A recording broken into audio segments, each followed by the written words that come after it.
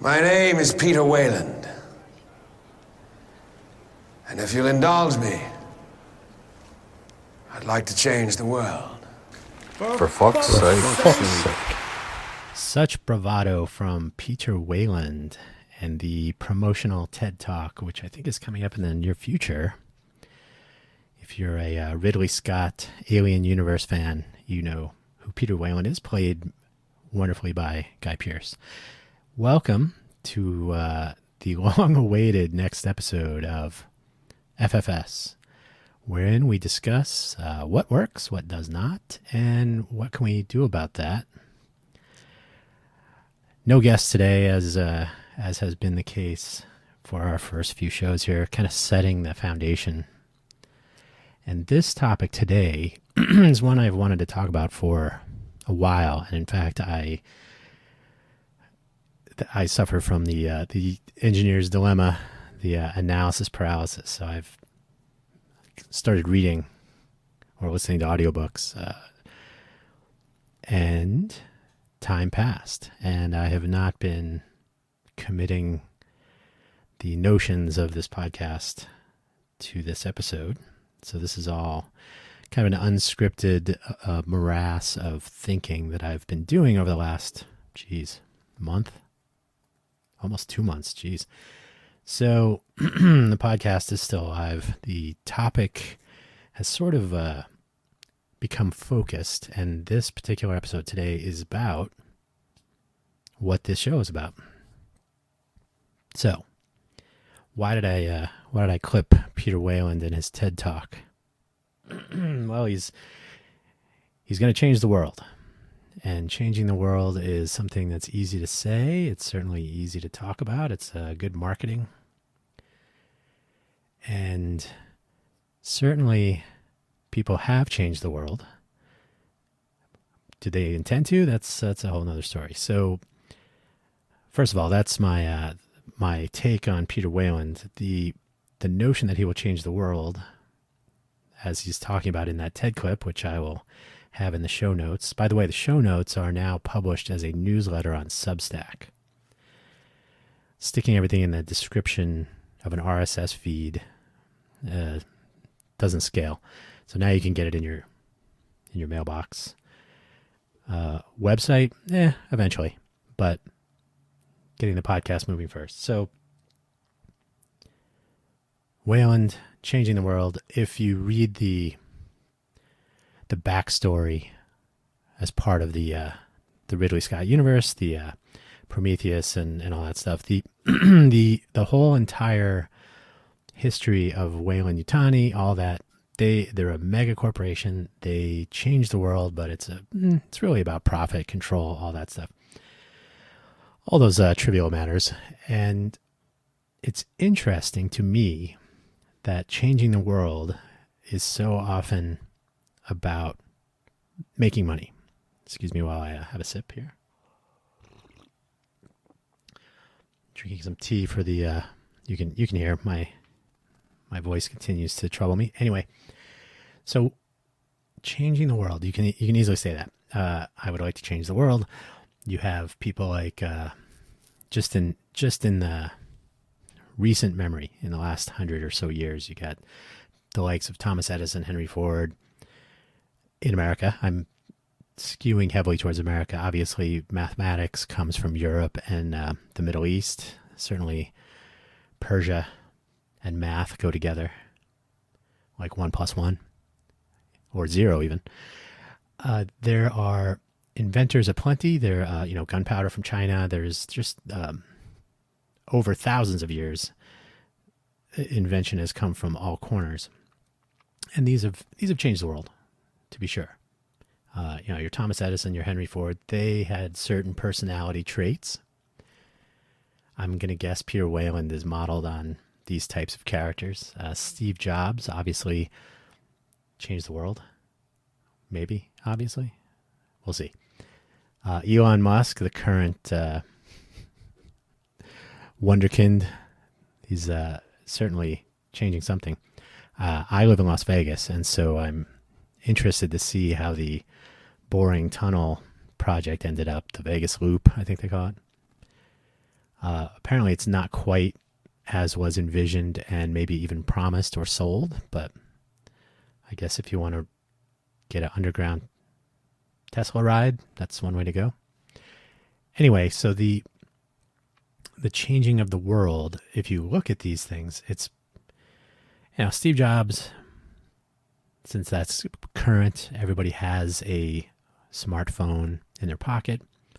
These devices have changed the world. They've made connection easier maybe.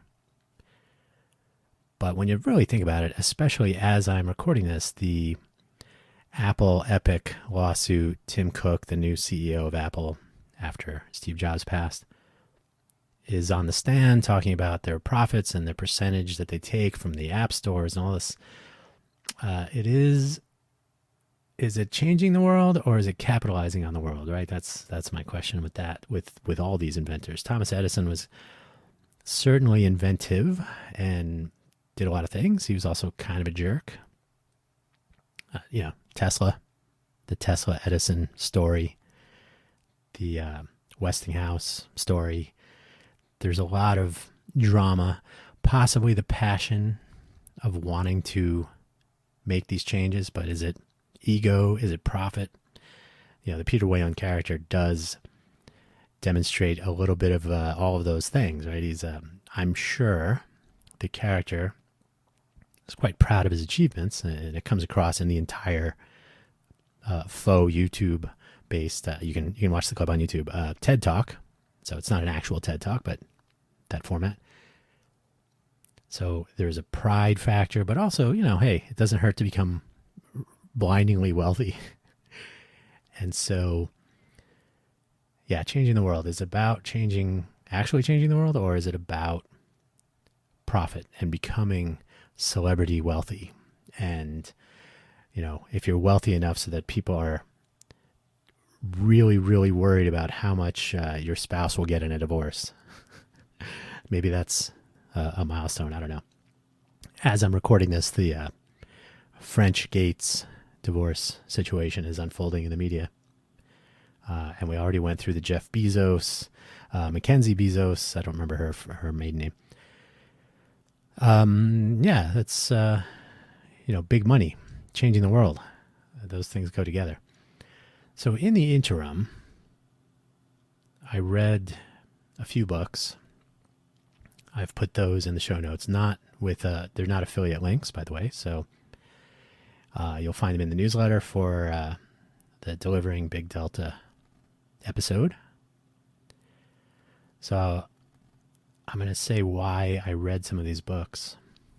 And I'm going to eventually revisit the sort of the seed topic that I wanted to explore as a part of a topic arc for the show, into the future. And that is the Downtown Project in Las Vegas. It is very unfortunate that Tony Hsieh passed away in November 2020. I don't know that I would be able to sit down with him, although he was sometimes accessible. He could be seen wandering around downtown. But it would be fascinating to talk to him about this, but it really goes beyond, the Downtown Project itself goes beyond Tony Hsieh. It became a larger thing, and that's part of the problem. But I'll get to those books later. So I read, first of all, I kind of planted the seed of this topic, or it started to grow, I should say. The seed was planted after I finished reading the Delivering Happiness by Tony Hsieh. And I figured that would be the sort of part 2 of a series that I will delve into, ideally with some guests from the Downtown Project and the Vegas Tech Fund era. What happened there, what worked, what didn't. So I finished reading that. It was actually the audiobook, and Tony Hsieh, was the narrator of that book. So that was kind of interesting. Maybe slightly macabre, I don't know. But hearing him read his own book, I think there was some value there. So after I read that book, I was ready to prepare this episode, and I was I figured I'd make a play on words, that delivering happiness, delivering big delta, right? Happiness, big change, changing the world. Then a funny thing happened. I was listening to, I may have read it on the Game B website, but I was listening to Jim Rutt, who's one of the sort of the better known characters in the Game B project. Talk about changing the world. And I think it was a post he made, and then he had an interview with, I think he may have had one with Brian Robertson, but he was talking about holacracy. And as it happens, holacracy it figured prominently in Downtown Project and Zappos, Tony Hsieh's company. It's basically a way to break up a hierarchical organization into a flat, empowered, rigidly defined, I suppose you could say, possibly extensible, but rather rigidly defined as far as communication protocols and process and whatnot. But it's a organizational structure designed to empower individuals and to break tasks up into individual or group. They call it, or he calls it, circles. Brian Robertson. So I read his book. Based on that, I wanted a refresher because holacracy actually figured somewhat prominently into maybe what I would say from the outside, some of the negative aspects of the Downtown Project. Excuse me. So, pardon me. So there was a point where Zappos offered to buy people out if they were not interested in participating in a holacratic management infrastructure. And I know of people who took that offer and departed. I heard some negatives. I'm sure there were positives, but I myself was never really convinced that holacracy was going to be the way to go for a large organization. Small, if you're a startup or if you have like 10, 15, 20 people, I absolutely understand the value. I'm a fan myself of a Tiger Team, where you take one or more people from different vertical, kind of a matrix, I guess, approach. So you take people from different specific areas of a organization. It could be, when I was working at Intel, I suggested we have a Tiger Team to take on something that we're not talking pulling people from, global scale, but 2 or 3 people that are working in relevant areas that can take some time and put it towards solving a particular problem. So I'm not averse to adaptive and maybe non-traditional management or structure. That's not even a question of management. That's just a question of teamwork, right? How does the team actually work? So anyway, the holacracy notion re-sparked my interest in delving into the Downtown Project. And after reading the Delivering Happiness book on top of the Kingdom of Happiness by Amy Groth, which was sort of an insider view of an embedded author writing about it,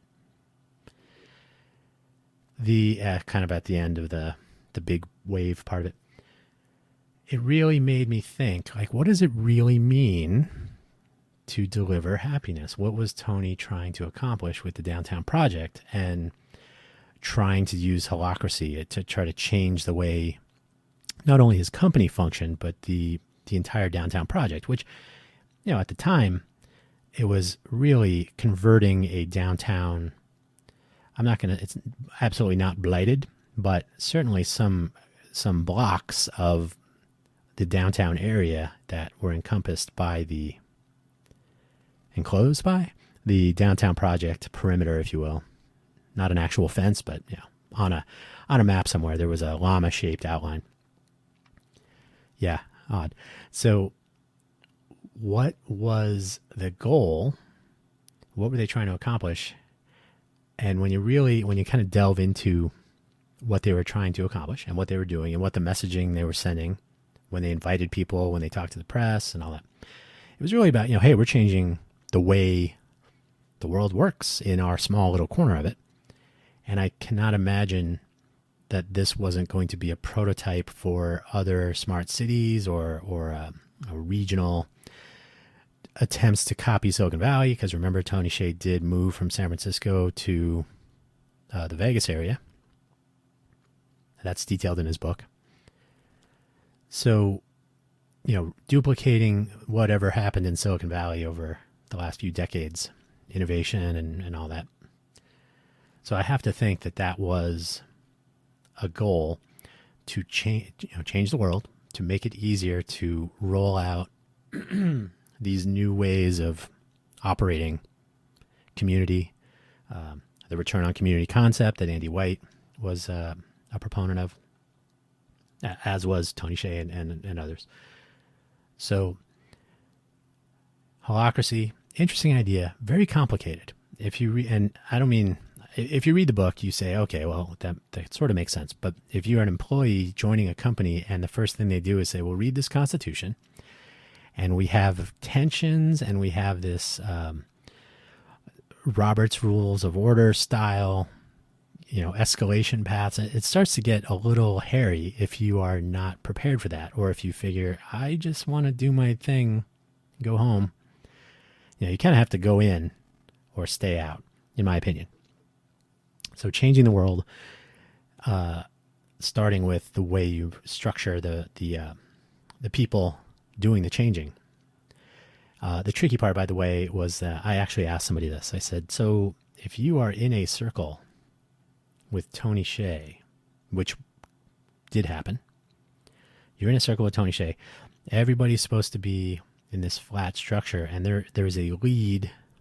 I can't remember the terminology, but there's a lead of the circle, the organizational unit that's taking on some sort of a task or project or whatever, sub-project.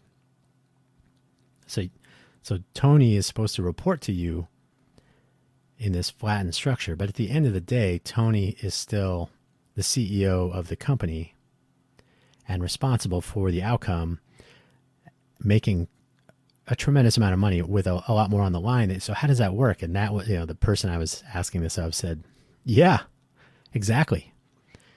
So I think it was a little bit more complicated than the book, which I did read, linked in the show note. The book, I think, kind of hand waves it away, in my opinion. I think it could be a little bit tricky to roll out something like that. Anyway, so after I delved into that a little bit, I had seen an interview and then saw mention of this book, and I grabbed it, How to Hide an Empire, A History of the Greater United States by Daniel Immerwahr, which doesn't seem related, but when you think about it, America has done a lot of things that have changed a lot of things. Yeah. The example I'll give is during World War II, America had production capacity. They had the distance away from the conflict. They were able to mass produce, not only war materials, but food, things like this. So when they were they were going to help Europe, working with Great Britain, pretty much, as on point, they said, we need a standard screw. We need to be able to assemble parts and, airplanes and weapons and whatnot.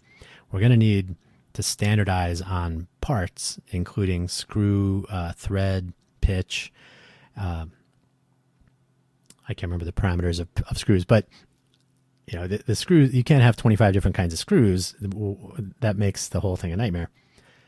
So America was in a position to say, okay, we want you to make this kind of screw, and we're going to make this kind of screw. So let's make all of your Spitfires have to use the screws that we're going to make. And that took some retooling, retooling on the British side, and America was able to mass produce the American spec'd products. So you could argue that that's one way to change the world, is to say, well, you're going to have to work with us because we're going to enable you to continue to exist.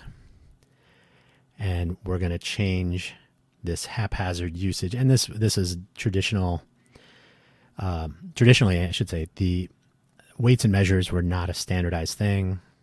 So the need to come together fosters this need to standardize because you cannot go to war with 25 different cartridge sizes for firearms and 12 different screw sizes for airplanes and whatever. So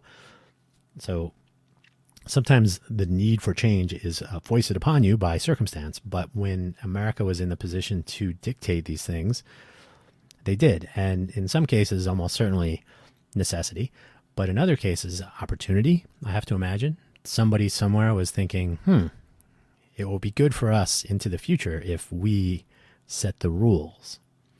And that sort of comes out in the book.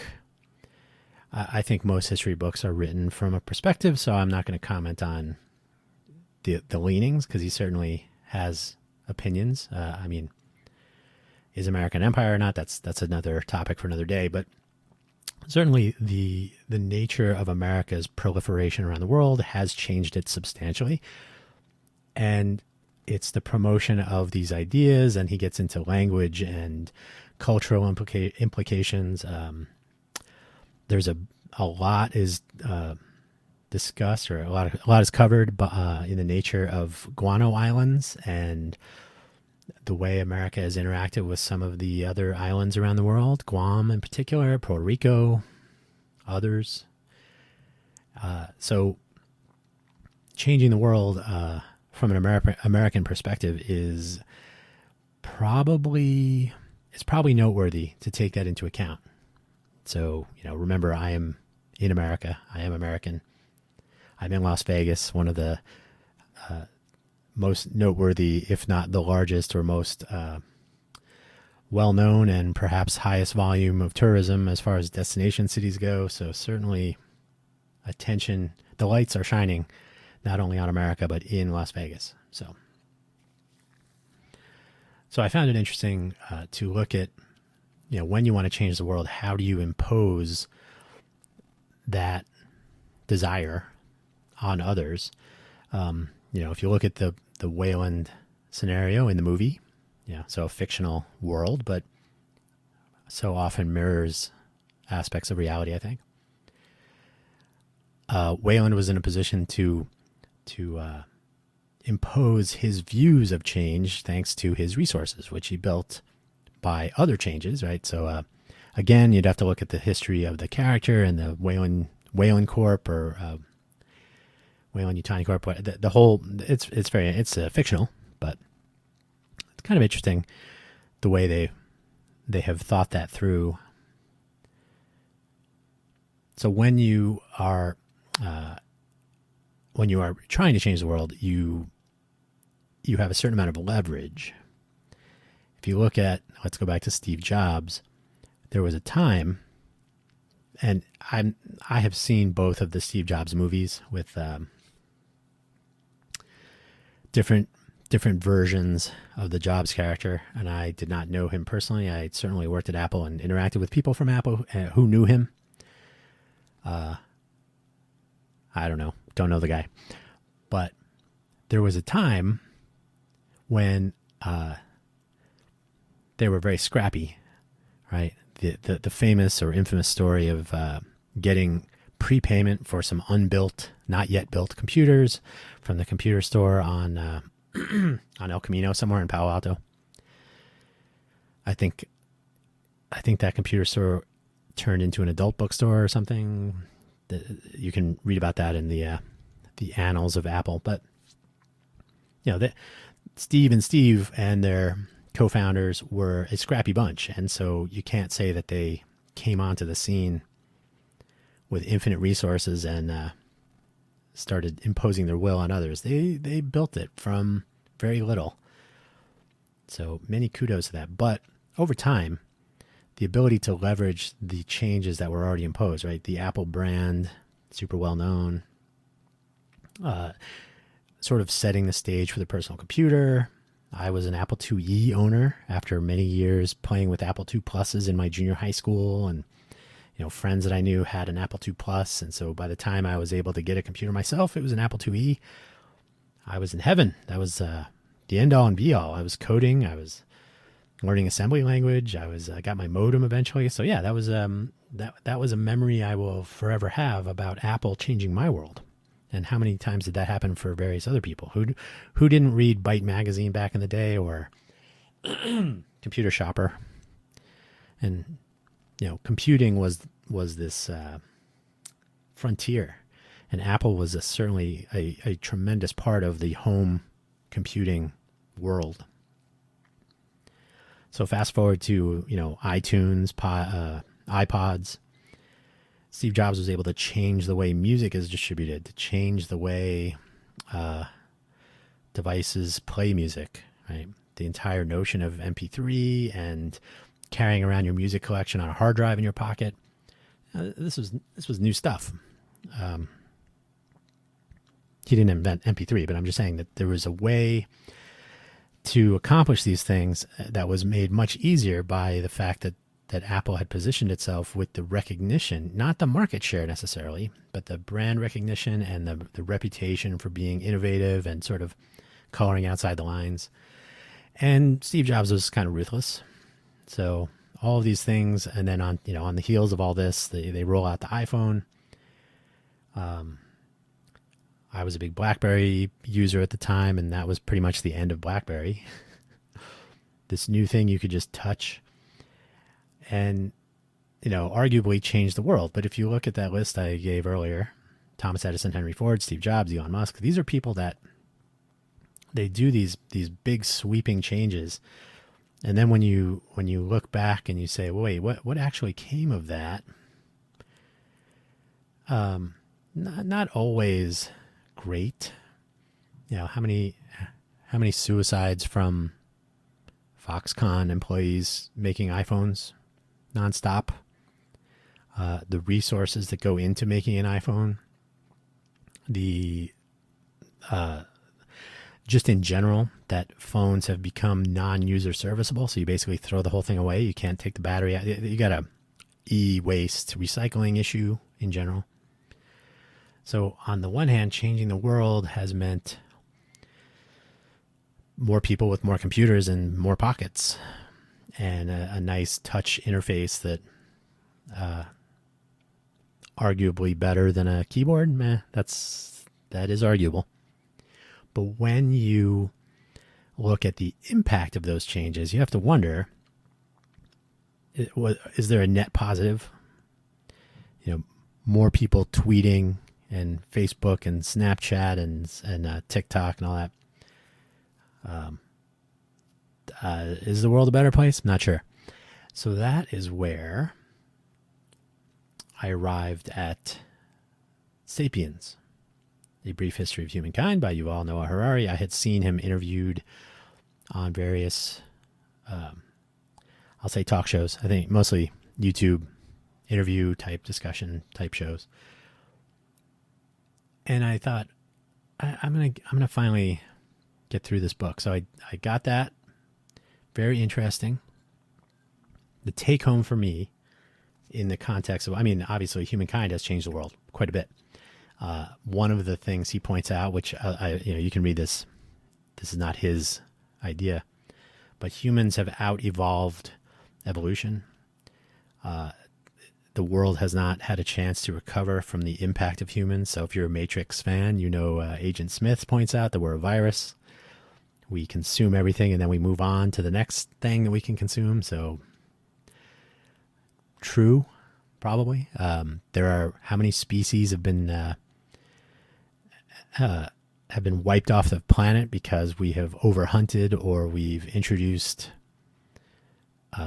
factors into their ecosystem that kills them off, whether it's predators or change the environment or paving over their mating grounds or whatever, right? So humanity has had a drastic impact on the world. We have certainly changed it. So on that scale, it's like, well, there's a lot of potential to go either way if you get everybody on board, right? So holacracy is interesting if you can get your entire company, your entire organization, or for a downtown project, it was going to be an entire chunk of the city of downtown Las Vegas, right? So how do you get all these people on board to accomplish this change that you would like to accomplish? And I was particularly interested in Harari's coverage or discussion in his book of objective versus imagined realities, which I think is where I really sort of stepped back from where I was going to start with this particular episode and made me rethink a few things. The notions that, objective reality is physics, chemistry, mathematics. Certainly humans have developed ways to characterize and to understand these objective realities, but water, we call it water, and it is made up of things that we call atoms that are, two hydrogens and one oxygen in a bond that we, so we've described these things so that we understand them. But you don't have to believe in molecules. You don't have to decide whether you are a believer in the periodic table, for example, right? That's generally understood to be until it's proven otherwise. And there's a culture in place to propose and argue that the periodic table is wrong or that it needs to be changed or adjusted, right? So these objective realities that Americans and the world, Americans in particular, we have objective realities that we need to face, temperature, resource requirements of different parts of our country, the way that humans treat other humans or mistreat. So these objective realities are, they are observable, and you can measure and change them, and the change will be will be visible, right? In other words, if all people in America could, I'm not going to get political here, but I'm just saying that an objective reality is where you could actually say if all people in a country in America or your country could be fed, nutritionally sated, so they're healthy, by some measure of healthy, right? So that's an objective notion. You can measure lifespans. You can measure, you can take measurements of mental well-being, right? Happiness. You can deliver happiness if you like. But these objective realities are things we can actually measure. We can take steps that are measurable to change them, right? So we can measure deltas. And on country scale, you can certainly affect huge changes because the resources of country are non-trivial. Because countries often control a substantial amount of the imagined reality, that is a legal system, money, an economy, banking, corporate structures, right? So he goes into this quite a bit in the Sapiens book. The notion of a company is completely made up, right? There is nothing, there's nothing in biology, there's nothing in chemistry, there's nothing in physics that says, oh yes, of course, a company will have a board of directors and articles of incorporation and stock offerings, and all these things are completely and totally made up, in the sense that we all have to buy into what it means to form a corporation or to use $1 in exchange for, I was going to say a coffee, but I guess $5 in exchange for a coffee. So the value of things, the value of the money that you are exchanging for the things, the agreed upon use of money, of working for people, of signing contracts, enforcement of these imagined realities is often in the form of threats of or actual violence, right? If I don't pay you for something, I might get arrested. If I try to take, shoplift or steal something, I might get arrested. I might end up in jail or worse, or I might lose my home, or, there's all these consequences that ultimately result in pain, suffering, loss of happiness. So imagined reality can convert into real objective reality if you're not careful. And then, by the way, I read, I guess I should put it in this list. I don't have it on the list at this moment, but I will add it. 20, I don't even have it written down. Sorry, 21. What is it? 21 somethings in the 21st century. It's his third book, Harari's third book. It's more of a modern, like, things to be aware of in the 21st century. And he's really bent on long-term futures after the 21st century being, although I think he starts off in about 2050. Like, will technology, will AI start to take over? Are cybernetic organisms going to be sentient beings? Will they have rights? Will they be a part of our imagined reality? And by the way, I'm leaving out, he goes into religion and the way societies can steer attitudes and behaviors using religion or other imagined realities, right? So you you develop this imagined reality. Others buy into it; they believe it. They, however you manage to convince, and that becomes the operating principle that steers the direction of a particular group or society or a country or a globe. And occasionally those are not positive. Sometimes they're self-serving. Certainly through the 20th century, there were people who attained positions of power and leadership that were selling a story, an imagined reality of how one group was better than another group, or one group was hurting the in group, the out group was hurting the in group, and so the out group must be annihilated. These are fictional bases of control. So it sounds like I'm going off the rails here, but when you think about it, changing the world, sometimes it means convincing people that the change that you want is something that they want. And sometimes if you can't prove it with objective reality, actual facts, actual mathematics, you sometimes need to resort to a good story, good marketing. So that brings me back all the way around to the downtown project. So and by the way, I could probably talk about this stuff until my voice goes out completely, but I've come to realize that I will never talk about this if I don't start talking about it. So, and more importantly, I will never get other people to join in the discussion if I don't. So consider this another step on the topic arc of changing the world. The downtown project. I have proposed in, I think it was my first or second, there's so many FFS episodes, the last mile, downtown project, last mile. So what happens when you conceive an imagined reality? And by the way,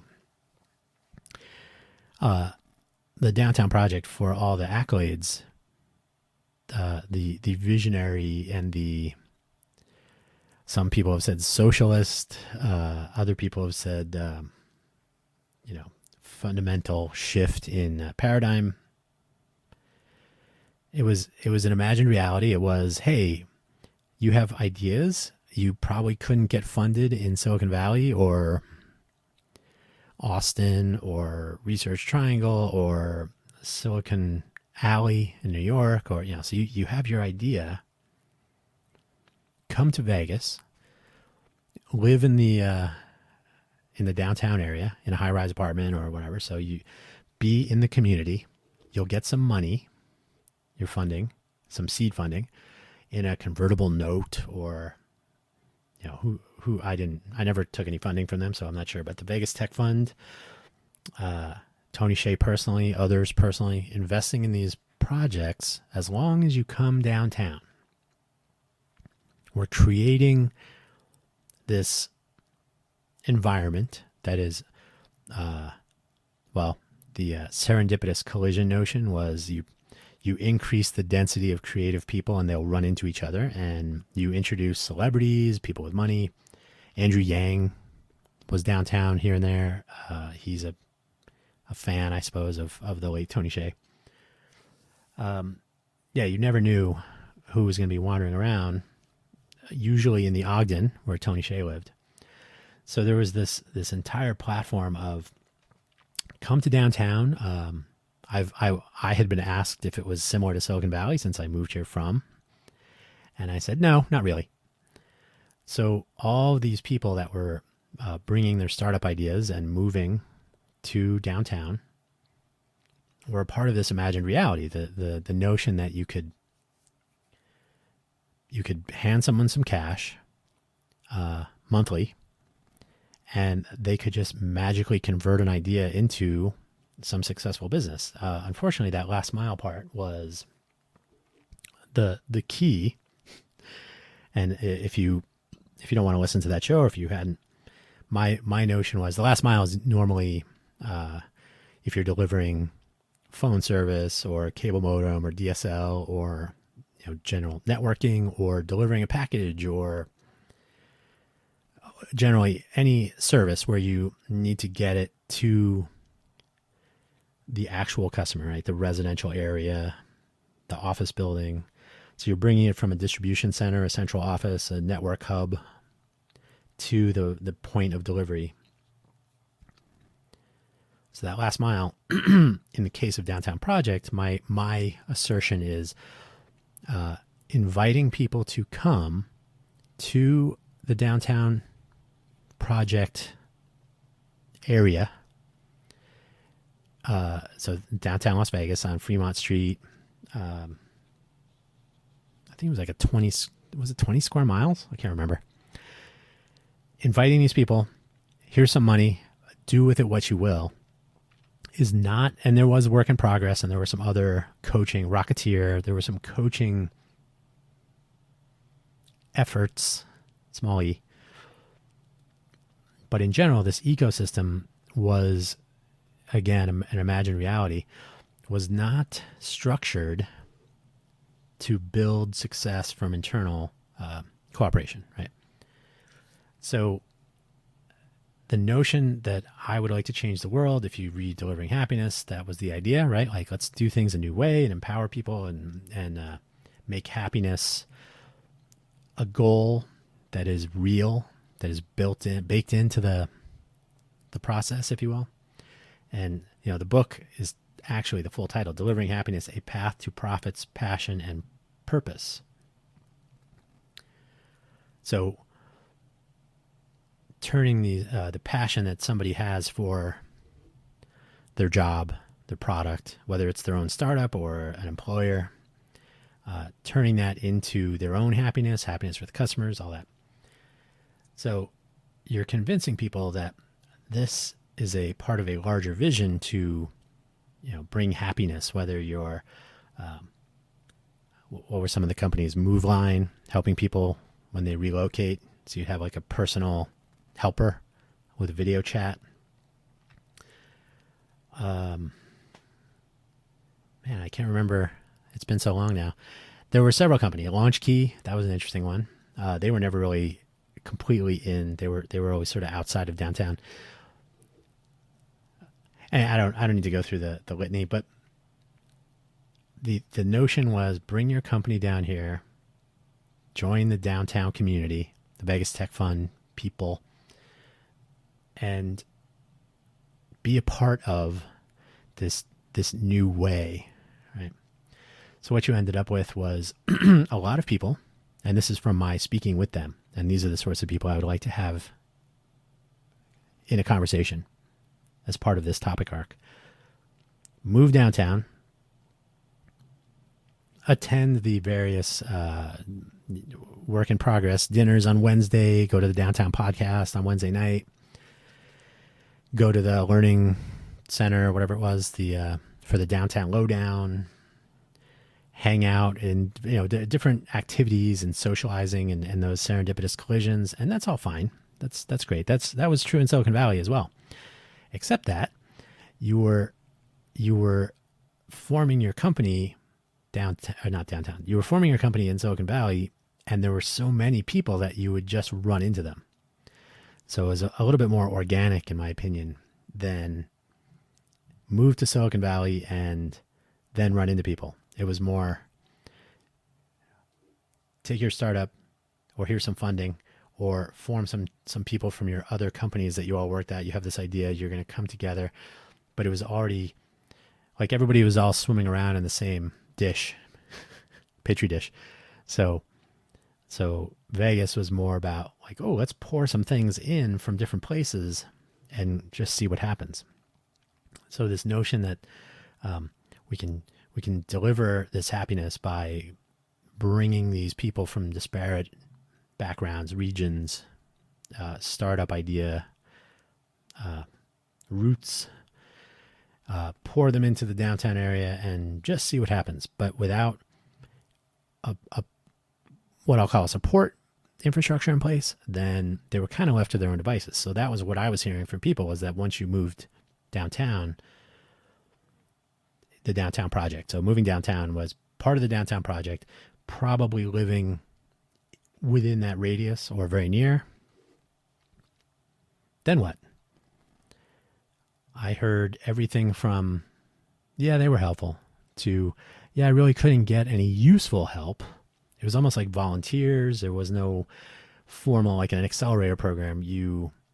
There's a mentor, there's infrastructure of mentors and connectivity, networking, introductions, reviewing business plans or product offerings. There's a process in place, because an accelerator or an incubator, these notions have a built-in set of stakeholders and goals and some process. Not everyone's the same, but the downtown project was pitched as though it were sort of like that on a community scale, right? Maybe like a college campus, right? Very, very, everybody on the same page, right? Like we all want to reach graduation. We all want to make successful startups. So having this community of ideation and implementation all in one place, yeah, it sounds like a good idea. However, when those people, when they were encountering challenges, when they were trying to advance their causes, and they were kind of left to their own devices, yeah, we got some help. We didn't really get a lot of help. In some cases, it seemed like my idea ended up over there, and that person's still going, and I'm kind of left to my own devices, and so there was not always not a lot of negativity like that. Occasionally, here and there, but oftentimes it was just sort of a malaise, kind of a disappointment. It wasn't really what I was hoping for. So changing the world. I know we're getting into we're in the last quarter of the show here, so hang on. So changing the world. Peter Wayland, we know how his path ended. I still it's not a Ridley Scott maybe went off his own rails, but it's interesting to think that sort of attitude ends up, you end up on another planet getting your android's head ripped off. But the notion that one can just change the world is so often driven by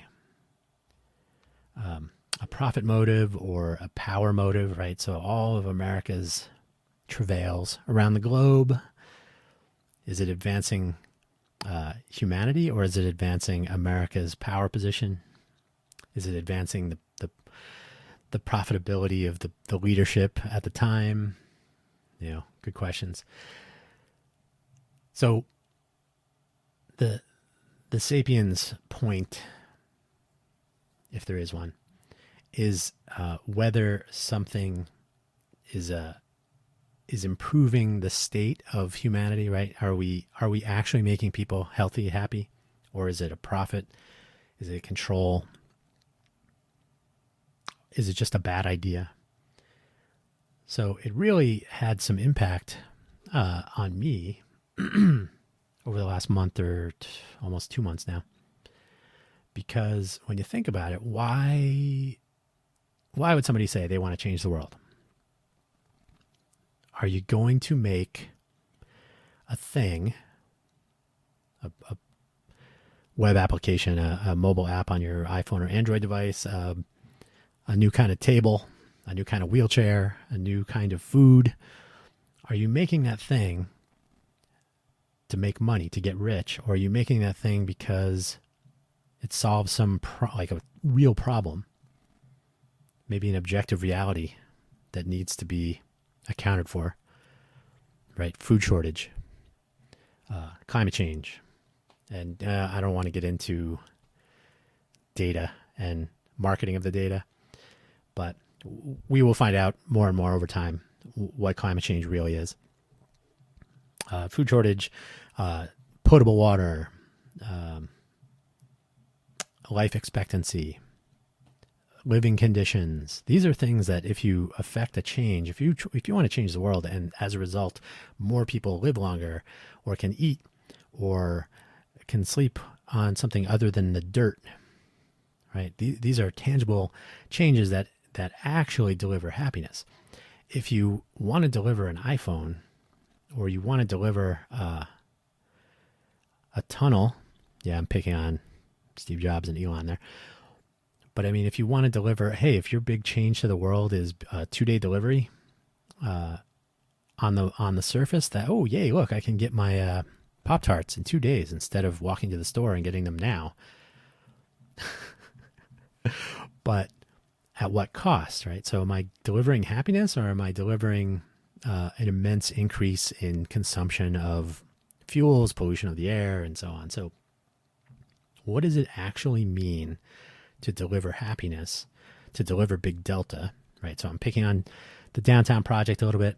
And by the way, if you do read that book, if you read the book as I did through the lens looking back, because I know some people who read the book closer to when it came out or when the Downtown Project was really getting the headlines, and they view it as very visionary and very a seminal work, right? And Tony putting it into practice with his funds from Amazon and the organization he formed, so not just him personally. A lot of people kind of looked at it and said, hey, wow, that's cool, visionary. But I think if you look back, and especially if you look at some of the news about what was happening in Utah, after he kind of moved, he was going to maybe try to reform a project in the Utah area. I'm speculating based on some things I read, but was he paying people to participate? It's just sort of, is that similar to how downtown sort of formed? Is it a lot of promises, but is it really about maybe? And he's not here to defend himself, so I don't want to go too far down this road. But the Delivering Happiness book is really some sort of like, how do I make myself happy? How do I? Was it a loneliness thing? Was it a self-esteem thing? It's hard to say. But the quest to change the world, I think, has to, to quote Simon Sinek, start with why. Why do I want to change the world? How am I going to accomplish it? What will come of it? I have already myself been shaping some of the things I'm working on along the lines of like, well, what is this really? Why do I want to do this?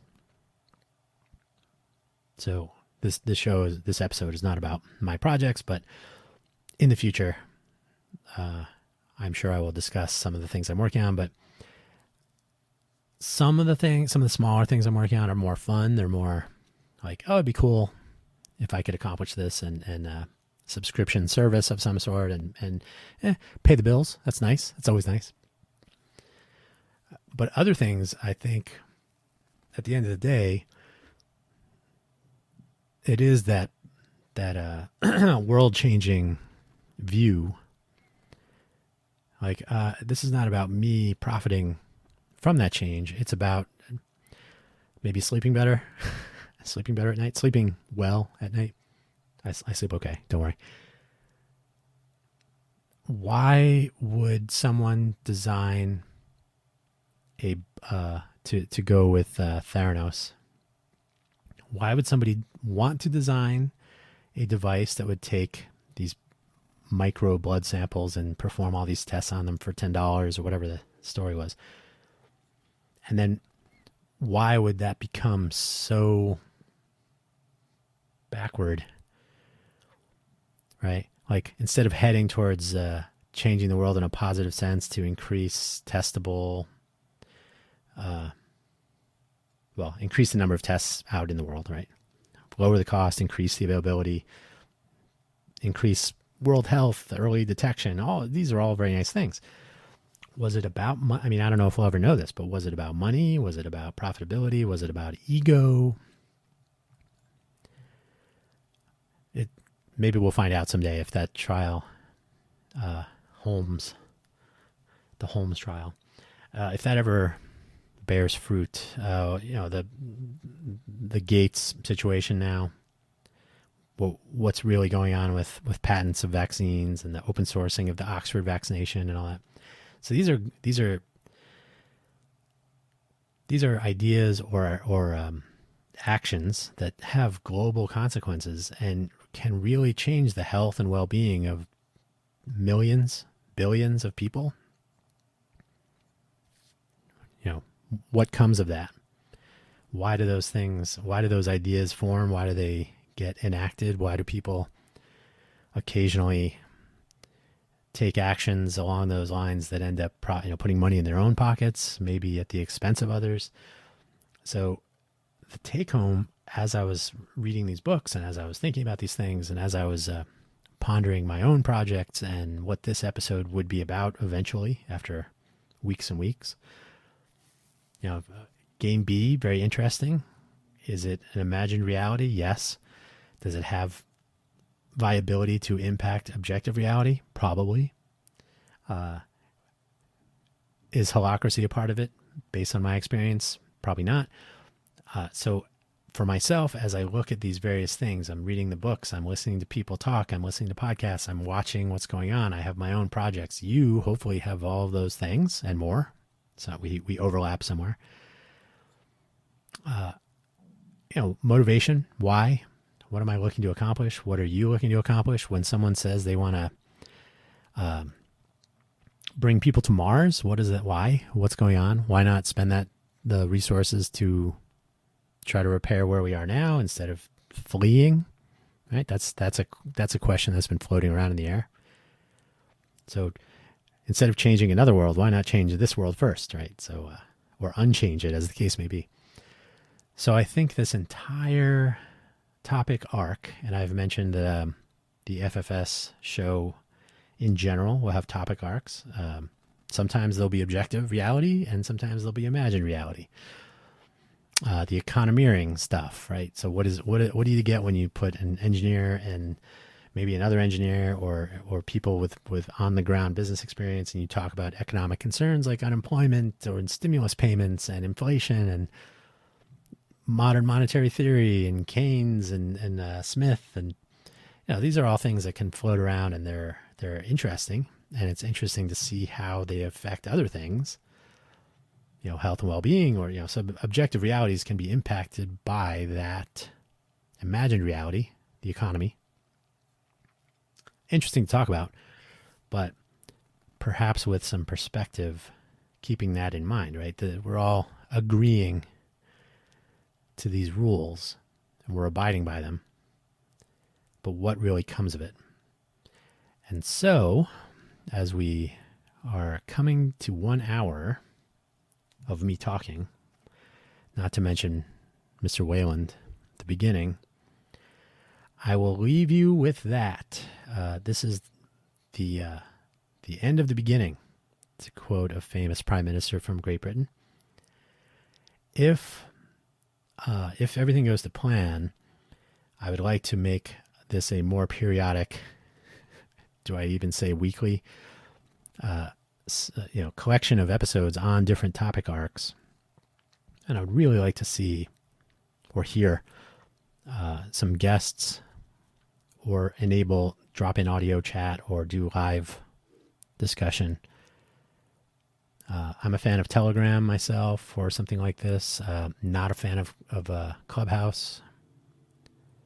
We can get into that another time. But this topic is huge, in my opinion. I do have the Homo Deus book on hold from the library when it comes in. So it'll be interesting to see what Hirari thinks of the future and what we do when we become cybernetic organisms, or we have created other life forms, or we've gone and terraformed other planets, or whatever we end up doing. But for the time being, we are here. There are things we can do. There are reasons we do them. And that's the sort of thing that I think will be interesting to discuss, because not everything is a good idea. So let's figure out what does work. Let's try to replace, repair, or just get rid of things that don't. And that's maybe what we can do about both. So please don't forget that I have a newsletter at ffstalk.substack.com. That link is in the description in your podcast application, hopefully. Or if you are listening to this via Anchor or some other way that you can access it on the web, you should be able to see some descriptive text. So please subscribe to that newsletter. I'll have show notes. This week I have the book links, no affiliate links. This is all about you, not about Amazon or click-through revenue. But please do subscribe to the newsletter, share with your friends, consider being a guest, and if you want to support any of the things I'm working on, I set up a Buy Me a Coffee page as a kind of an experiment.